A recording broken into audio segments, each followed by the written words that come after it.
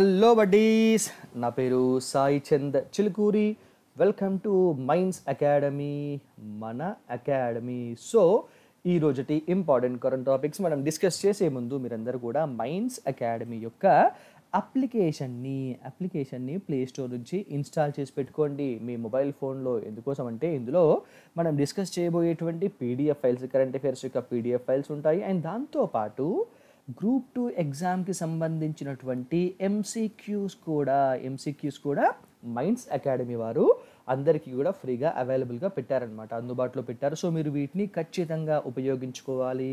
ఎగ్జామ్స్లో మంచి మార్కులు సాధించడానికి ఇవి మీకు ఎంతో ఉపయోగపడతాయన్నమాట. సో మీరు ఖచ్చితంగా దీన్ని ఉపయోగించుకుంటారని చెప్పేసి మేము కోరుకుంటున్నాం. ఫైన్. సో ఈ రోజుటి ఇంపార్టెంట్ కరెంట్ టాపిక్స్ చూసుకుంటే అందులో ఫస్ట్ టాపిక్ వచ్చేసి హగియా సోఫియా.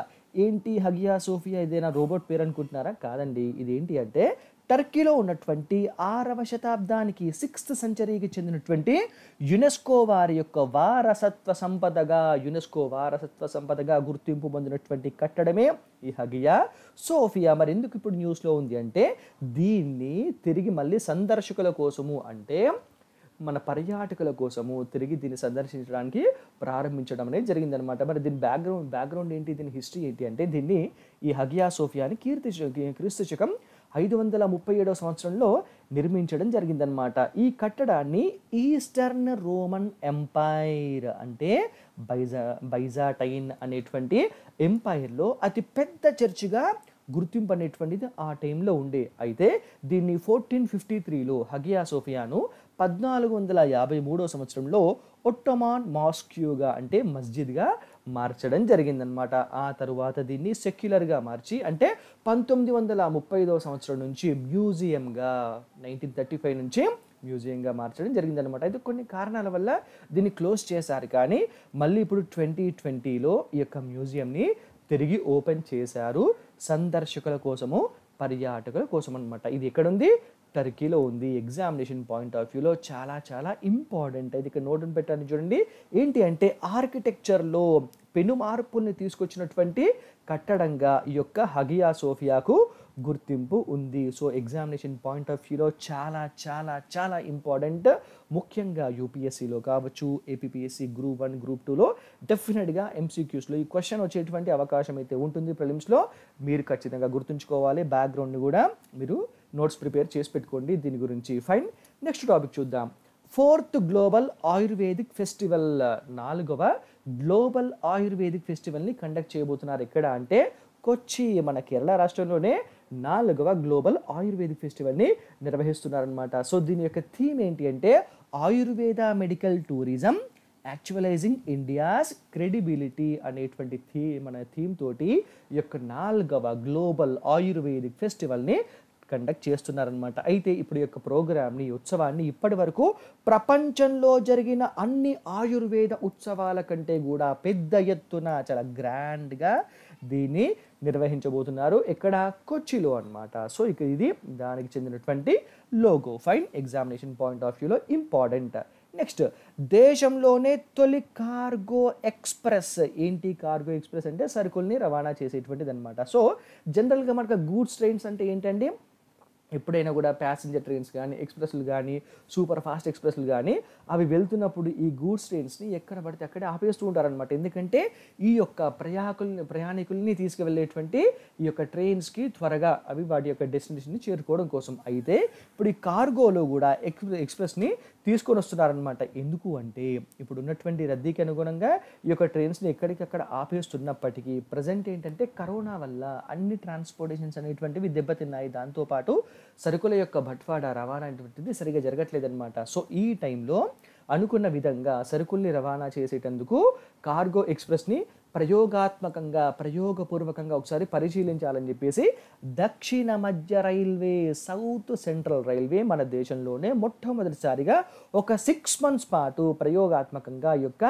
కార్గో ఎక్స్ప్రెస్ని తీసుకురావడం జరుగుతుందన్నమాట. సో దీని ప్రకారం ఏంటి అంటే గూడ్స్ ట్రైన్ ఏ సమయానికి ఏ టైంకి చేరుకుంటుంది అనేటువంటి ఖచ్చితమైనటువంటి టైం అనేది ఉంటుంది. సో మన సికింద్రాబాద్ సనత్ నగర్ నుంచి ఆదర్శ్ నగర్, ఢిల్లీలో ఉన్నటువంటి ఆదర్శ్ నగర్కి ఈ ట్రైన్ వెళ్తుందన్నమాట. ఇది గంటకు 50 కిలోమీటర్ల వేగంతో 34 గంటలలో తన యొక్క డెస్టినేషన్ని గమ్యస్థానాన్ని చేరుకుంటుంది. అయితే ఈ యొక్క ట్రైన్లో కనుక మన సరుకుల్ని పంపించాలి అనుకుంటే ఒక టన్ను సరుకుకు దాని యొక్క రవాణాకు 2,500 రూపాయలుగా నిర్ణయించడం జరిగిందనమాట. ఎగ్జామినేషన్ పాయింట్ ఆఫ్ వ్యూలో మాత్రం ఇంపార్టెంట్. ఏ రైల్వే జోన్ కార్గో ఎక్స్ప్రెస్ని ప్రారంభించింది అనేటువంటి క్వశ్చన్ ఖచ్చితంగా వచ్చేటువంటి అవకాశం ఉంటుంది. గుర్తుంచుకోండి, మన సౌత్ సెంట్రల్ రైల్వే ఎక్కడి నుంచి సనత్ నగర్ నుంచి ఆదర్శ్ నగర్ వరకు, అంటే సికింద్రాబాద్ నుంచి ఢిల్లీ వరకు అనమాట. ఫైన్. నెక్స్ట్ టాపిక్ చూద్దాం. USIBC ఏంటి? USIBC అంటే ఇది యుఎస్ ఇండియా బిజినెస్ కౌన్సిల్ అనమాట. అదే షార్ట్ ఫామ్లో USIBC. 45వ అమెరికా ఇండియా వాణిజ్య కౌన్సిల్ జరిగిందనమాట వర్చువల్గా. సో దీనిలో మన భారత ప్రధానమంత్రి మోడీ గారు పార్టిసిపేట్ కావడం జరిగింది. అదేవిధంగా ఈ మీటింగ్లో మన దేశంలో ఉన్నటువంటి అపారమైనటువంటి అవకాశాలను పెట్టుబడుల ద్వారా, ఇన్వెస్ట్మెంట్స్ ద్వారా, FDIల ద్వారా మీరు సద్వినియోగం చేసుకోవాలి అని చెప్పేసి అమెరికా వాణిజ్యవేత్తలకు పిలుపునివ్వడం జరిగిందనమాట. సో ఈ యొక్క 45th US India business council యొక్క థీమ్ ఏంటి అంటే బిల్డింగ్ ఏ బెటర్ ఫ్యూచర్ అనేటువంటి థీమ్ తోటి ఈ యొక్క సమ్మిట్ని నిర్వహించడం జరిగింది వర్చువల్గా. అయితే దీని బ్యాక్గ్రౌండ్ చూసుకుంటే 1975లో ప్రారంభమైనటువంటి యొక్క యుఎస్ ఇండియా బిజినెస్ కౌన్సిల్ ఇరు దేశాల్లో ఉన్నటువంటి ప్రైవేటు పెట్టుబడులను ప్రోత్సహించి సహకార అభివృద్ధిని సాధించాలి అని చెప్పేసి ఎవ్రీ ఇయర్ ఈ యొక్క సమ్మిట్ని నిర్వహించడం అనేది జరుగుతుందన్నమాట. మెయిన్గా ప్రధానంగా 12 రంగాలలో పెట్టుబడుల యొక్క అవకాశాలపైన చర్చల్ని ఈ యొక్క కౌన్సిల్లో జరుపుతారనమాట. అవిగో ఆ 12 కూడా ఇక్కడ ఇవ్వడం జరిగిందనమాట. ఏమిటి అంటే aerospace and defence, banking, private equity, digital payments, digital economy, energy and environment, food, agriculture and retail, infrastructure, legal and professional services, life sciences, manufacturing, media and entertainment, supply chain, logistics and tax, insurance, retail, real estate and ఇక్కడ note అని పెట్టాను చూడండి. అదేంటి అంటే India ideas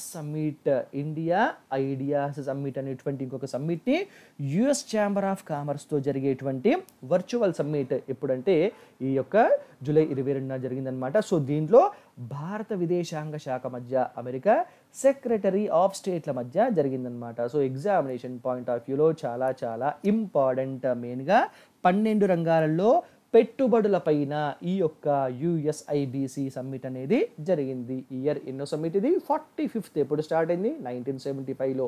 theme ఏంటి? Building ఏ better future. So 12 సెక్టార్లలో పెట్టుబడులపైన సహకార అభివృద్ధి జరగడం కోసము ఎవ్రీ ఇయర్ ఇండియాకి అండ్ అమెరికాకి మధ్యలో ఈ యొక్క సమ్మిట్ అనేది జరుగుతుంది. ఎగ్జామినేషన్ పాయింట్ ఆఫ్ వ్యూలో చాలా చాలా చాలా ఇంపార్టెంట్. ఓకే.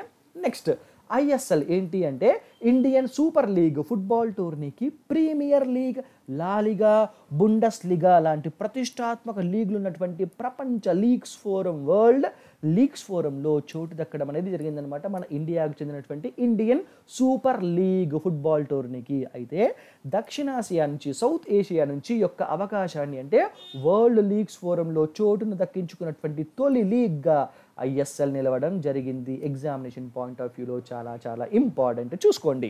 నెక్స్ట్ KPMG ఏంటి? KPMG సర్వే అంటే కరోనా కారణంగా మన భారత వినియోగదారుల యొక్క ధోరణిలో మార్పులు వచ్చాయని, 78% పీపుల్ తమ యొక్క విచక్షణ పైన ఖర్చు పెట్టడాన్ని తగ్గించుకున్నారని చెప్పేసి KPGM ఇండియా నిర్వహించినటువంటి time to open my wallet or not అనేటువంటి సర్వేలో తెలపడం జరిగిందనమాట. అయితే 2, 3 శ్రేణి నగరాల్లోని వినియోగదారులు మొదటి శ్రేణి నగరంతో పోలిస్తే తాము ఖర్చు పెట్టేటువంటి అలవాట్లపైన 2 ఆశావాహ దృక్పథంతో ఉన్నారని చెప్పేసి ఈ సర్వేలో తెలవడం జరిగింది. మెయిన్లీ ఇట్లాంటి పాయింట్స్ అన్నీ మనకు దేనిలో వస్తాయంటే మెయిన్స్ ఎగ్జామినేషన్లో ఎస్ఏస్ రాసేటప్పుడు మాత్రం ఇవి చాలా చాలా ఉపయోగపడతాయి. చూసుకోండి. ఏంటి? KPMG యొక్క సర్వే. నెక్స్ట్ పాన్సీర్ ఏంటి? పాన్సీర్ అంటే సిమ్టమ్స్ ఏవి కనిపించకపోయినా క్యాన్సర్ మహమ్మారిని గుర్తించడం ద్వారా వ్యక్తుల యొక్క ప్రాణాలని రక్షించగల సరికొత్త రక్త పరీక్ష, బ్లడ్ టెస్ట్, అదే పాన్సీర్ అనమాట. సో ఈ యొక్క పాన్సీర్ని చైనాకు చెందినటువంటి పుడాన్ విశ్వవిద్యాలయ శాస్త్రవేత్తల బృందం డెవలప్ చేయడం జరిగిందనమాట. దీంట్లో ఏంటి అంటే దీన్ని DNA మిథైలేషన్ అథారిటీ ఆధారిత పరీక్ష అని చెప్పేసి పిలుస్తారనమాట. ఏంటి DNA మిథైలేషన్ ఆధారిత టెస్ట్గా ఈ యొక్క పాన్సీర్ బ్లడ్ టెస్ట్ని పిలుస్తారు. దీంట్లో DNAలోని మిథైల్ గ్రూపుల్ని గుర్తించడం ద్వారా క్యాన్సర్ రాకను 4 సంవత్సరాల ముందుగానే పసిగట్టడం అనేది జరుగుతుంది. అయితే ఈ యొక్క టెస్ట్లో ఏ క్యాన్సర్ అనేది వస్తుంది అనేది మాత్రం తెలవడం కష్టం అని శాస్త్రవేత్తలు చెప్తున్నారనమాట. సో ఎగ్జామినేషన్ పాయింట్ ఆఫ్ వ్యూలో చాలా చాలా ఇంపార్టెంట్ పాన్సీర్ ఫ్రమ్ చైనాకు చెందినటువంటి పుడాన్ విశ్వవిద్యాలయం, పుడాన్ యూనివర్సిటీ అనమాట. సో దీని యొక్క టెస్ట్ని ఏమంటారంటే DNA మిథైలేషన్ ఆధారిత పరీక్షగా కూడా పిలవడం అనేది జరుగుతుంది. సో ఈ టెస్ట్ ద్వారా 4 సంవత్సరాల ముందుగానే క్యాన్సర్ వస్తుందా రాదా అనేటువంటిది పసిగట్టడానికి తెలుసుకోవడానికి అవకాశం ఉంటుంది. తద్వారా మనుషుల యొక్క ప్రాణాలని, వ్యక్తుల యొక్క ప్రాణాలని సంరక్షించడానికి మనకు అవకాశం అనేది ఏర్పడుతుంది అనమాట. ఫైన్. నెక్స్ట్ 2000 ఏళ్ల నాటి శాసనాలు లభ్యమయ్యాయట. ఇక్కడ అంటే శాతవాహనుల యొక్క రాజధాని కోటిలింగాల, ఇక్కడ నేటి జగిత్యాల జిల్లా వెల్గటూరు మండలం మొక్కట్రావుపేట సమీపంలోని 2000 ఏళ్ల నాటి యొక్క 2000 సంవత్సరాల క్రితంది శాసనాలు లభించడం అనేది జరిగిందనమాట. ఇవి ఏ భాషలో ఉన్నాయంటే ప్రాకృత భాషలో ఒకటి, బ్రాహ్మీ లిపిలో ఒకటి ఇక్కడ శాసనాలు బయటపడడం జరిగిందనమాట. ఇక్కడ ఉన్నటువంటిది బ్రాహ్మీ లిపిలో ఉన్నటువంటి శాసనం అనమాట. సో ఈ యొక్క 2 శాసనాలలో ఒక దానిలో అక్షరాలు చెరిగిపోయి ఒకవైపు స్వస్తిక్ గుర్తు, మరొక వైపు త్రిరత్నాలు ఇందులో ఉండగా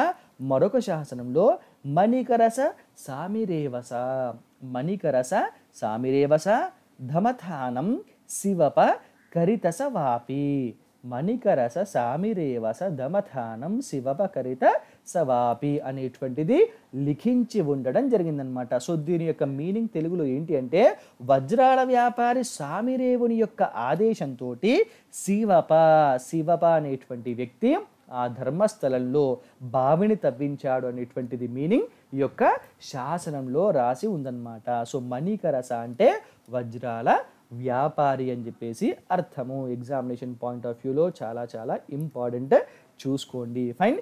next topic vesicular stomatitis virus. ఏంటి వెసిక్యులర్ స్టొమటైటిస్ వైరస్ అంటే కోవిడ్ టీకా, కోవిడ్ వ్యాక్సిన్ ఔషధాల యొక్క తయారీలో దోహదపడగల అచ్చం అంటే సేమ్ టు సేమ్ SARS-CoV-2 అంటే కరోనా వైరస్ను పోలి ఉండేటువంటి మిశ్రమ వైరస్ అయిన వెసిక్యులర్ స్టోమటైటిస్ వైరస్ను జన్యు మార్పిడి విధానంలో, జెనెటిక్ చేంజ్ విధానంలో, మాడిఫికేషన్ విధానంలో అమెరికాలోని Washington University School of Medicine, ఎవరు Washington University School of Medicine పరిశోధకులు ఈ యొక్క వైరస్ని, వెసిక్యులర్ స్టోమటైటిస్ వైరస్ని సృష్టించడం, క్రియేట్ చేయడం జరిగిందనమాట. సో ఏంటంటే దీని యొక్క బెనిఫిట్ ఏంటి అంటే దీన్ని ఎందుకోసం సృష్టించారంటే ముఖ్యంగా కరోనా పైన పరిశోధనలు చేయాలంటే పాపం శాస్త్రవేత్తలు వాళ్ళ యొక్క శరీరాన్ని కంప్లీట్గా సూక్ష్మ క్రిములు కూడా లోపలికి రాకుండా ఉండేంత రక్షణాత్మకమైనటువంటి సూట్లను ధరించాల్సి ఉంటుందన్నమాట. సో ఎంత టైట్గా ఉంటుందో, ఎంత ఊపిరాడకుండా ఉంటుందో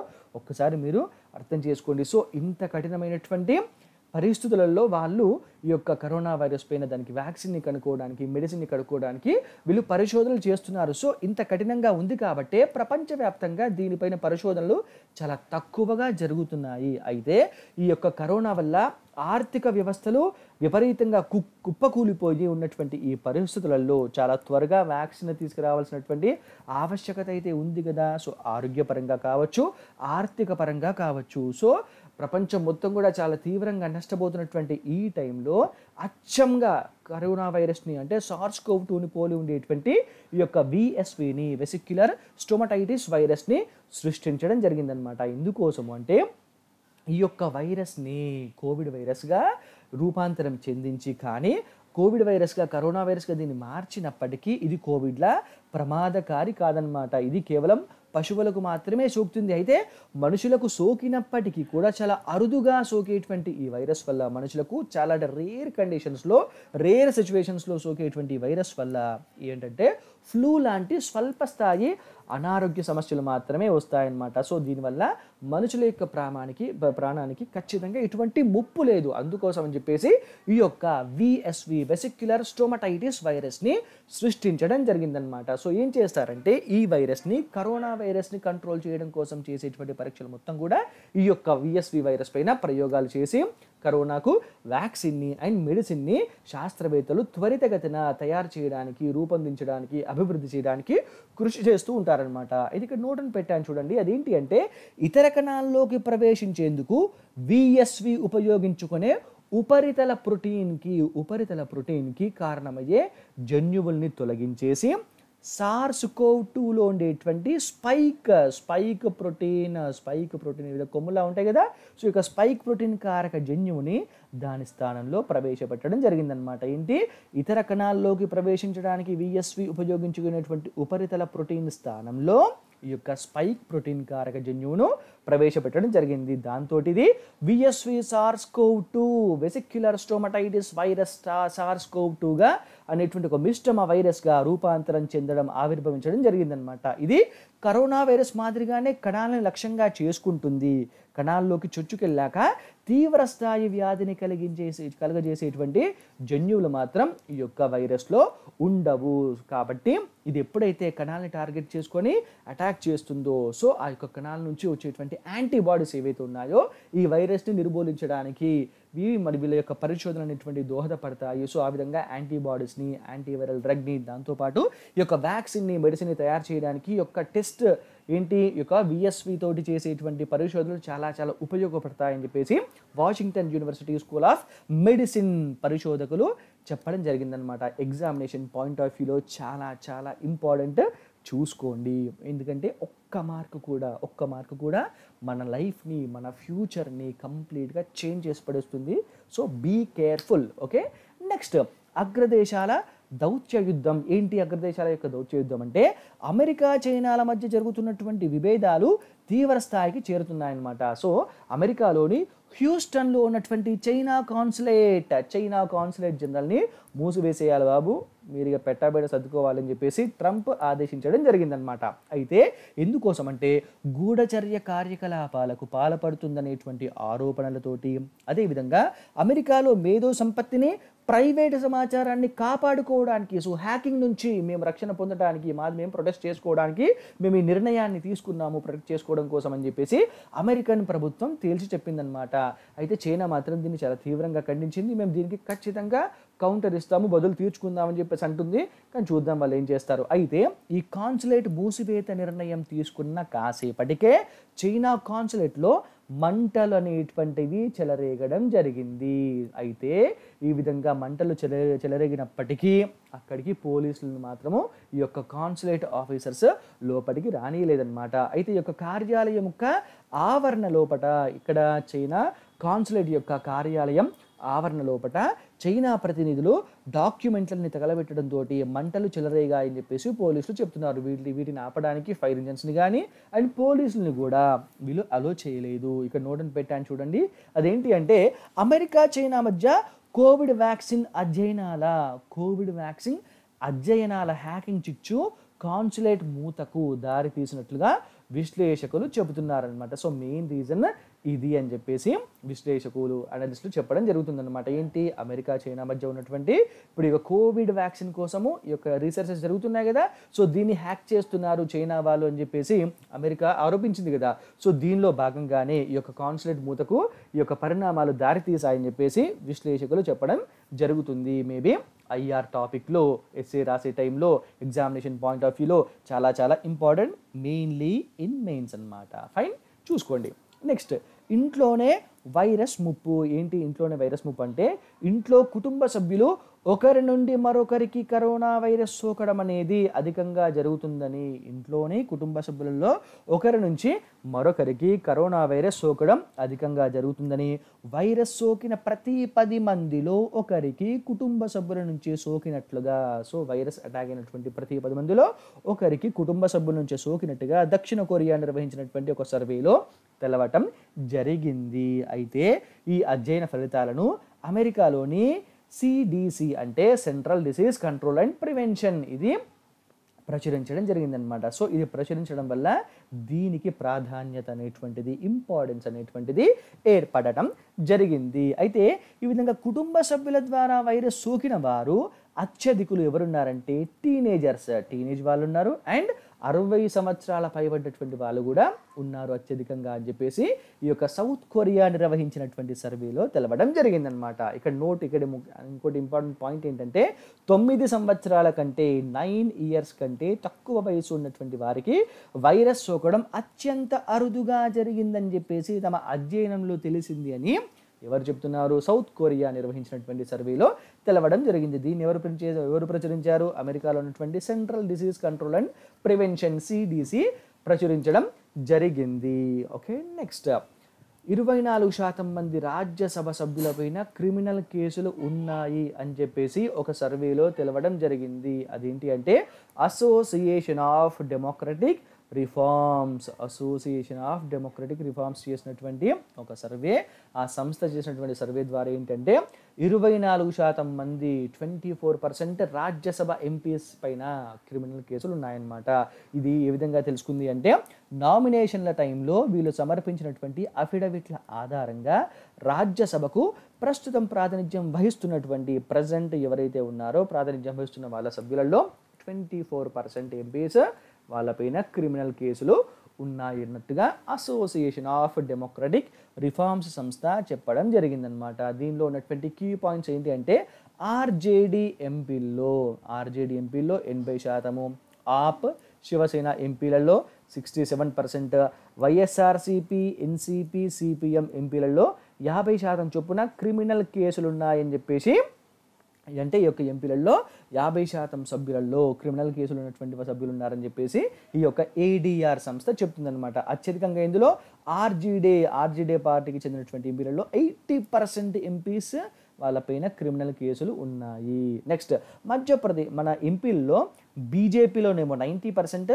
కాంగ్రెస్లోనేమో 93% ఎంపీలు కరోడ్పతిలే అనమాట. సో ఈ యొక్క బీజేపీకి చెందినటువంటి ఎంపీలలోనేమో 90% అట, కాంగ్రెస్కి చెందినటువంటి ఎంపీలలో 93% మందులు కరోడ్పతిలు. కాన్పనిగా కరోడ్పతి ఆడి సంపాదించారో మరి ఏం సంపాదించారో తెలియదు కానీ వాళ్ళు మాత్రం కరోడ్పతులు అయిపోయారు. దాంతోపాటు 4078 కోట్లతోటి బీహార్కి చెందినటువంటి జేడీయూ ఎంపీ మహేంద్ర ప్రసాద్ అత్యంత సంపన్న ఎంపీగా నిలవడం జరిగిందనమాట. ఇంత 4078 కోట్ల రూపాయలతోటి అత్యంత సంపన్నవంతమైనటువంటి ఎంపీగా మహేంద్ర ప్రసాద్, జేడీయూకి చెందినటువంటి మహేంద్ర ప్రసాద్ ఉన్నారు. సెకండ్ ప్లేస్లో ఎవరున్నారంటే 2575 కోట్ల రూపాయలతోటి వైఎస్ఆర్సీపీ ఎంపీ అయినటువంటి ఆళ్ళ అయోధ్య రామిరెడ్డి సెకండ్ ప్లేస్లో ఉన్నారనమాట. సెకండ్ రిచెస్ట్ ఎంపీ ఎవరు? ఆళ్ళ అయోధ్య రామిరెడ్డి. ఫస్ట్ ఎవరు? మహేంద్ర ప్రసాద్, జేడీయూ ఎంపీ అనమాట. అయితే అప్పుల విషయంకి వచ్చేసరికి వైసీపీ ఎంపీ పరిమల్ నత్వాని 209 కోట్లతోటి అత్యధికంగా అప్పులు ఉన్నటువంటి ఎంపీల జాబితాలో ఫస్ట్ ప్లేస్లో ఉన్నారు. సెకండ్ ప్లేస్లో ఆళ్ళ అయోధ్య రామిరెడ్డి ఎంత 154 కోట్లతోటి సెకండ్ పొజిషన్లో ఉన్నారనమాట. తర్వాత అమితాబ్ బచ్చన్ గారి వైఫ్ అయినటువంటి జయా బచ్చన్ 3వ స్థానంలో 105 కోట్లతోటి 3వ స్థానంలో ఉన్నారు. తర్వాత వార్షిక ఆదాయ పరంగా జేడీయూ ఎంపీ అంటే యాన్యువల్ ఇన్కమ్ పరంగా చూసుకుంటే జేడీయూ ఎంపీ అయినటువంటి మహేంద్ర ప్రసాద్ 303 కోట్లతోటి మొదటి స్థానంలో నిలవగా ఆళ్ళ అయోధ్య రామిరెడ్డి 262 కోట్లతోటి రెండవ స్థానంలో, అభిషేక్ మను 130 కోట్ల రూపాయలతోటి మూడవ స్థానంలో నిలవడం జరిగింది. ఎగ్జామినేషన్ పాయింట్ ఆఫ్ వ్యూలో చాలా ఇంపార్టెంట్, చూసుకోండి. ఇది మెయిన్స్లో రాసుకోవడానికి ఉపయోగపడుతుంది. At the same time preliminary కూడా ఇది చాలా ఇంపార్టెంట్.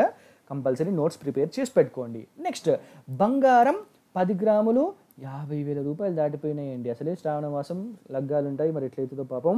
సో అగ్రరాజ్యం అమెరికాలో కరోనా వైరస్ విలయం ఒకటి, తర్వాత ఈ వైరస్ వల్ల ఏర్పడ్డటువంటి ఆర్థిక సంక్షోభం నుండి బయటపడడానికి ప్రపంచ దేశాలు అమలు చేస్తున్నటువంటి ఉద్దీపన చర్యలు, కరెన్సీ మారక విలువలు పడిపోవడం, ఇటువంటి అంశాలతోటి బంగారం రేటు పరుగులు తీస్తూ 50,000 మార్కును దాటడం జరిగిందనమాట. అయితే కరోనా వైరస్ కేసుల పెరుగుదలతోటి ఈ యొక్క కేసెస్ పెరుగుతుండడంతో సురక్షితమైనటువంటి సేఫెస్ట్ ఇన్వెస్ట్మెంట్ హెవెన్గా ఏంటి బంగారం కనిపించడంతో దీనివైపు పరుగులు తీస్తున్నారని చెప్పేసి విశ్లేషకులు చెబుతున్నారు. అయితే అసలు ఎందుకోసం ఇండియాలో ఇప్పుడు బంగారంకి డిమాండ్ లేకపోయినా గోల్డ్ రేట్ ఎందుకు ఇంతగా పెరుగుతుంది అనే దానిపైన నేను ఒక స్పెషల్ వీడియో చేస్తాను.